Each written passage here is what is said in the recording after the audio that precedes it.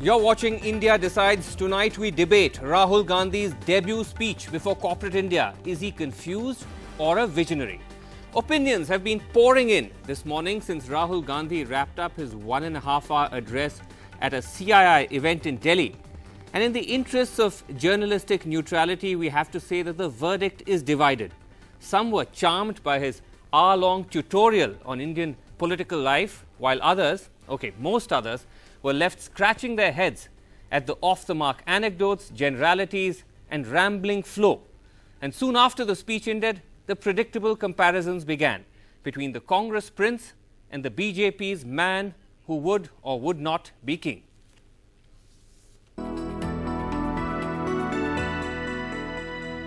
When you play the politics of alienating communities, you stop the flow of movement of people and ideas.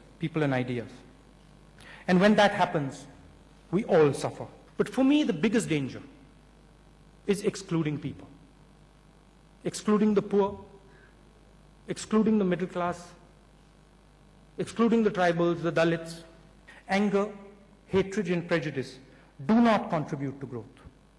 और मैं मानता हूं मित्रों, एक हिंदुस्तानी के नाते, हिंदुस्तान को प्रेम करने वाले एक नागरिक के नाते आप भी मेरी डेफिनेशन से सहमत होंगे। और मेरी सेकुलरिज्म की डेफिनेशन बहुत सिंपल है, इंडिया फर्स्ट।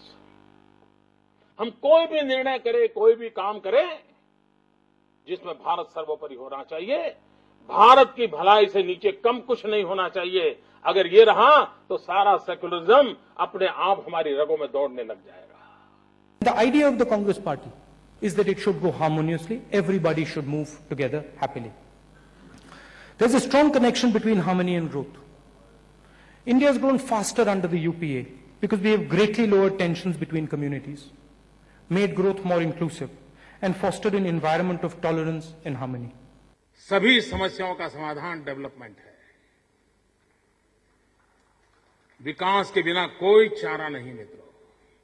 देश बर्बाद हुआ है वोट बैंक की राजनीति से। देश को आवश्यकता है डेवलपमेंट पॉलिटिक्स की। अगर देश की राजनीति भी डेवलपमेंट के धुरा पर अगर चलेगी तो इस देश में बहुत बड़े बदलाव आ सकते हैं।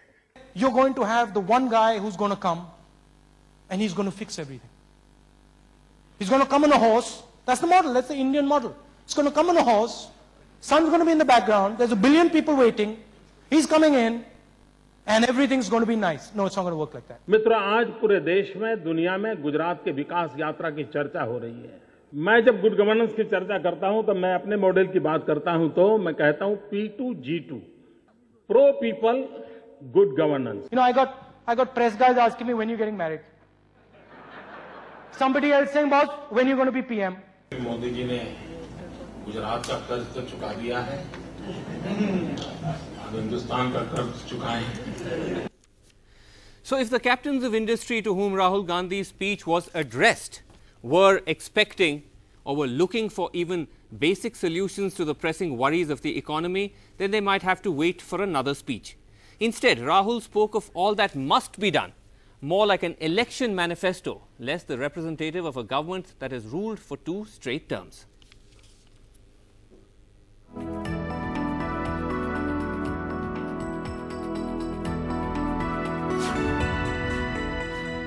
Democracy and technology have triggered a non-reversible chain reaction in India. This reaction is now unstoppable. Nobody can stop it. We have to channel this reaction. We need to make it harmonious. We need to make it happen smoothly. We need to use the energy generated by this movement of people and ideas. This infrastructure needs to connect India. It needs to connect Indian villages.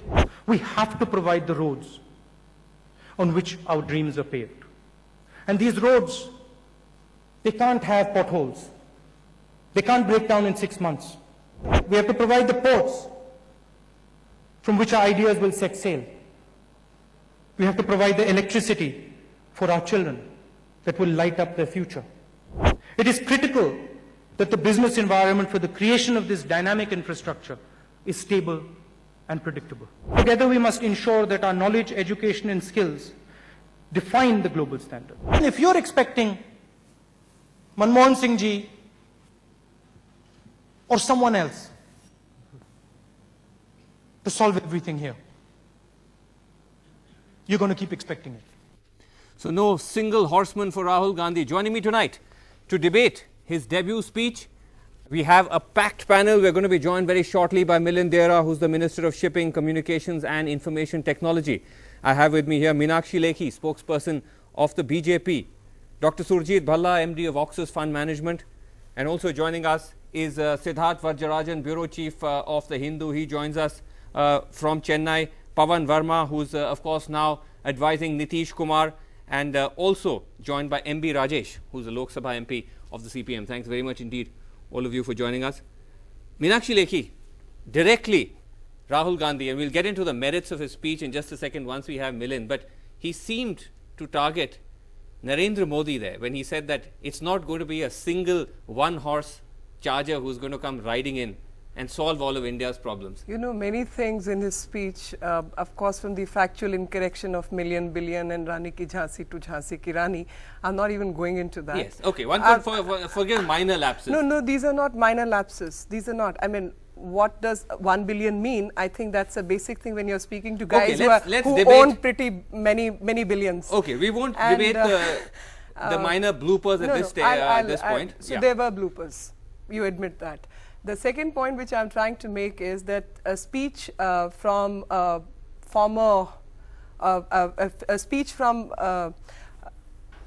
PM candidate, at least Congress projects him as one, who is talking to CII, yes, hard-nosed businessmen, and forgets to deal with the issues of business. 9 years, their government has been in power, right, and prior to that, 142 years of Congress, and from 47 till date, it's mostly Congress in most states. So what have they done? The funny thing, Surjit Bhalla, is that CII largely loved this speech. All the reactions that we got immediately afterwards said, what a fantastic speech. Were they listening to the same speech? I wouldn't put too much weight. I mean, they did give him a standing ovation, and that was very interesting. You know, I was at Narendra Modi's speech at the India Today conclave, and nobody gave him a standing ovation. But the CII and perhaps other industrial bodies, I mean, you know them by what they do after each budget. Right. No matter how disastrous the budget, they all stand up and clap. They always have to applaud. And you know, that's a real tragedy. It is. It really is a tragedy. And what I don't think Rahul got to, as to the obsequiousness, the sycophancy of industry. You know, they are the leaders. He himself, Rahul himself admitted, they are the leaders, and here they are being sycophantic. It's very, very sad. And that none of them actually spoke their mind, you think, on what they felt about the speech. And, you know, this is a question we should be debating. Yes. What is the fear? What are these industrialists fearing? Why can't they ask questions? You know, here's a man, a young man, giving his discovery of India, which is a far cry from the discovery that his great-grandfather gave. Okay, why didn't somebody ask him the question? This is how far we've gotten? I mean, this is really, you know, it was a disappointment as far as industry is concerned. And as far as the speech is concerned? As far as Rahul is concerned.